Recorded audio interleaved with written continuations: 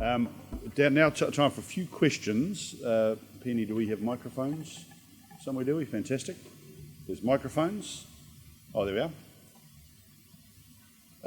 So if you'd like to ask a question or make a comment, an agreement or a disagreement point, please do so. Just wait for the microphone.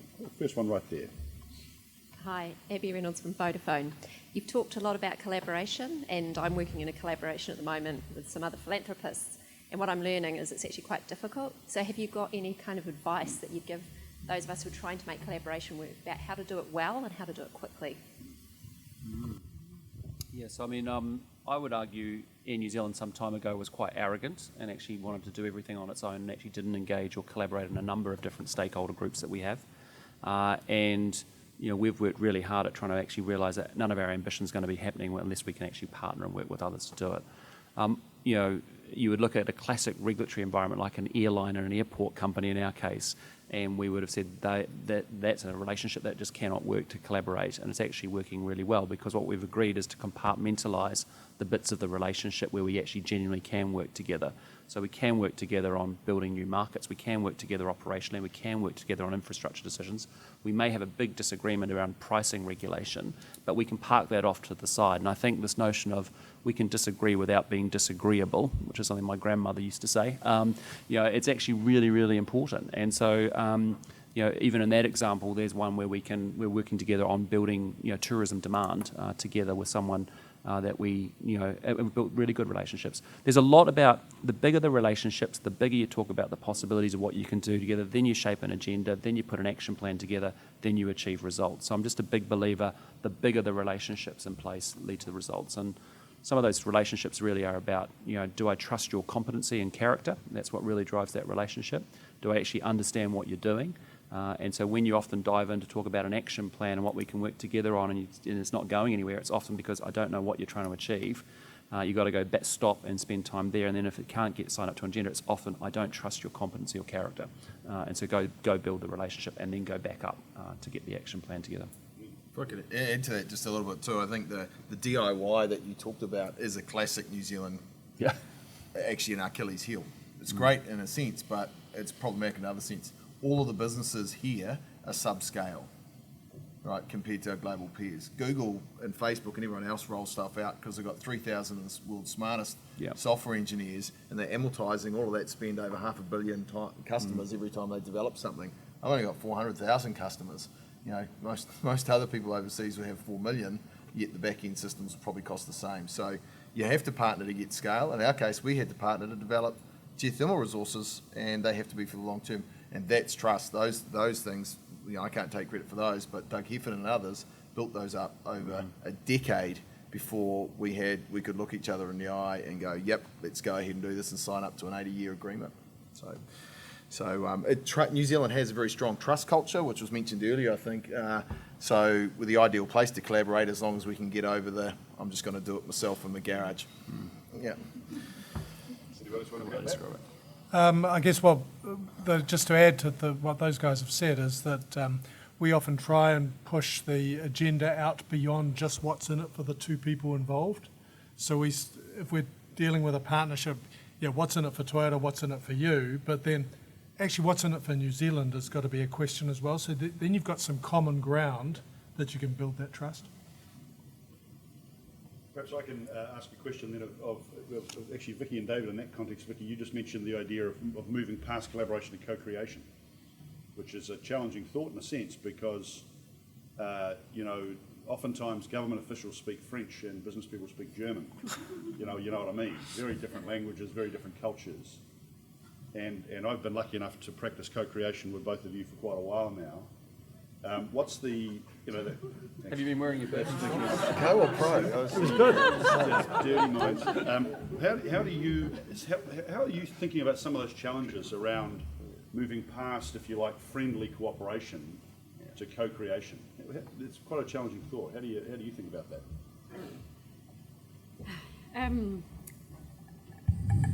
Well, I think so. When there's two things. One is I think when I think about the public sector, there's a skill actually to be able to collaborate that we need to keep building. So do we have all the tools in our toolbox to kind of do that sort of thing?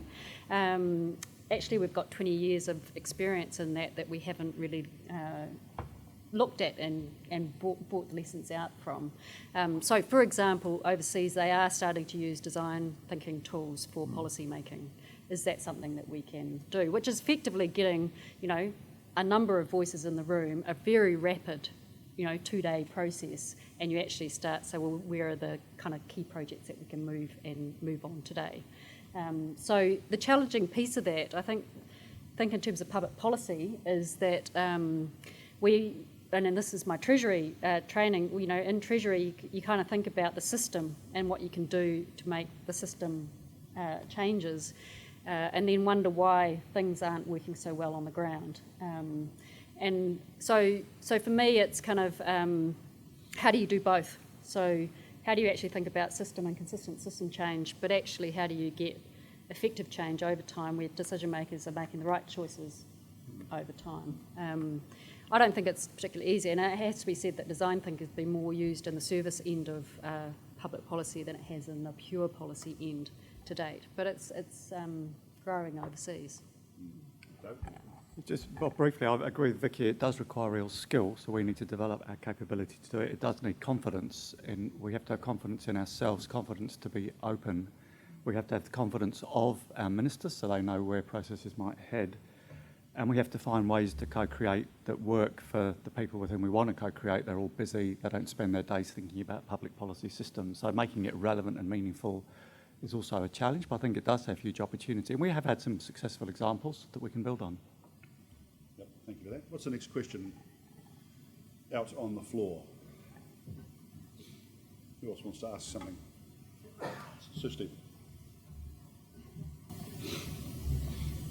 For David Small. David, with a lot of energy now being generated from individuals with, for example, solar, and what that might look like in the future, with the huge infrastructure investment we have with Transpower, etc., do you see us getting to a point where some countries now are starting to ban solar because of the huge country investment in the infrastructure? Fraser will have a view on this, but from my perspective, given the power system that we have with a lot of hydro and geothermal that has a close to zero marginal cost, that will remain an economic source of power for the foreseeable future, and we'll need a robust transmission system, including between the islands, for the foreseeable future. Having said that, I think we should make it as easy as possible for locally generated electricity, whether it's solar or a windmill on the roof, to occur and to grow, but to price it in a way that reflects the fact that at times it does complicate the way the system operates. At times we cannot operate the system reliably if there's too much of it behaving unpredictably. So we've got to optimise the balance, but I don't see any likelihood of a stranding of our core infrastructure in transmission for a very long time.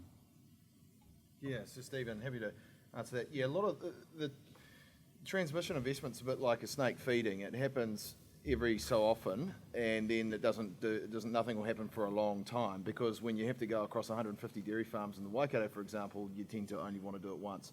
And Transpower's built that out now. So solar's going to be a wonderful new, is a wonderful. There's 6,000 installed now. I think it's about 20 megawatts. It's probably about 0.2% of the grid. And in climbing in New Zealand, it's going to be a wonderful addition to the renewable trifecta that New Zealand's already enjoyed.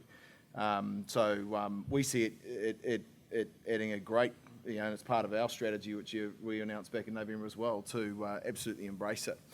The great thing is we have controllable renewables in New Zealand, whereas other places you've got uncontrolled renewables smashing into very inflexible thermal plant, and that's what's causing grid instability in the likes of California and things like that. But I'd say, physics-wise, just to be clear, this whole notion of solar and say I'm living in Mount Eden and I'm going to go off the grid, there's not enough solar intensity landing on your roof to be able to deal with that. Now, if you can paint the roof and the walls and maybe put a solar panel on the car and do all this other stuff, you can probably get there. But at the moment, it kind of doesn't work like. The other thing is, which is a bit of an Achilles heel, is the maximum use of electricity in your home in New Zealand is at 7 p.m. on a still winter's night.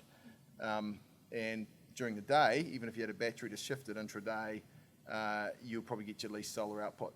Other countries, hot sun, air conditioning units, perfect. That works really well. She knows about energy and snakes. Fantastic. Put a solar panel on the cap. Good fun. Any other questions? Ma'am. Just wait for that microphone, ma'am. Thank you. I was really interested to hear, Vicky, your thoughts about environmental outcomes, because that's something that I think about a lot as an environmental consultant.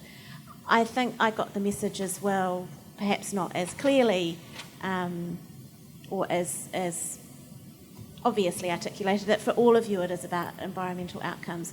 I guess what I'm quite interested in is, how do you see those outcomes differing over time? Is it a step change? Is it a pathway? Is it a zigzag? And how do we work collectively to be able to achieve those? Are we all on the same page?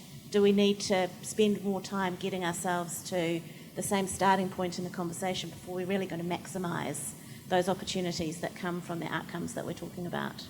Yeah, I'll have a go at that. 'Cause I see my colleagues all step back on that one. So I'm not going to answer it with an answer that solves it. I point to a couple of things. I really like this idea of fail fast. So I think that's part of as we go into whether it's collaboration or DIY, doing things quickly, learning quickly. And Zed, we talk a lot about do, learn, do. That'd be one thing that I'd point to. Secondly, I think whatever the future holds, it's awfully difficult to predict. So the one thing that we spend a lot of time on is what we call signals and signposts. So rather than forecast the future, we're very happy to have a conversation about what our world looks like in 30 years' time in terms of what are the signals or signposts that may indicate we're going in one direction that we might call blueprint, which is the world gets to an orderly solution around all the stuff that meets everybody's requirements, or one that we call scramble, which is everything is just in time. Just before the waves come over the seawall, we do something about it. Just before we all burn up through intense drought, we do something about it. So you're never going to be able to plan for either of those, and the answer probably sits somewhere in the middle. I think this is the difficulty around policy settings as well. So getting into a notion of actually what are the things you would look for that would indicate going one way or another. And the third point I'd make is that even with that as a tool, stuff just happens. I read an article this morning that talked about peak oil. And of course you go, well, that's been around for ages. No, it was peak oil demand. That demand for oil in the world has now peaked.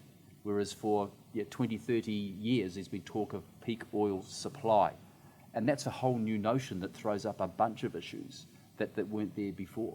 So I think that'd be the sort of three things that I'd offer up, none of which are an answer in themselves, but it's a place to think from. Any other comments on that question? Sage advice. Very good. Very good answer. Well, the Minister's arrived and we'll get Nick up to speak to us in just a minute, but can I ask you to thank these panellists very much indeed.